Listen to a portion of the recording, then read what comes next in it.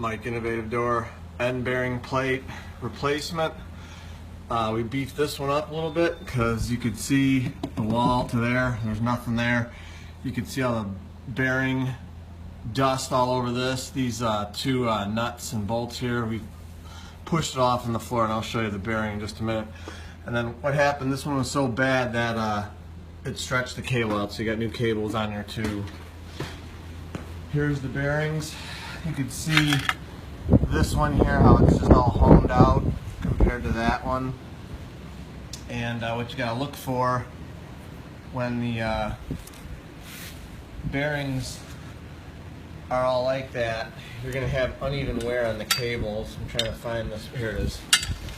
You can see that little stretchy in there is starting to stretch out, so just give new cables too.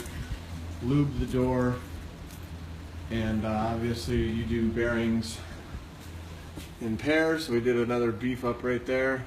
Get two new bearings. Preventive maintenance on this door. We haven't been here in a while, I think like 8 or 9 years.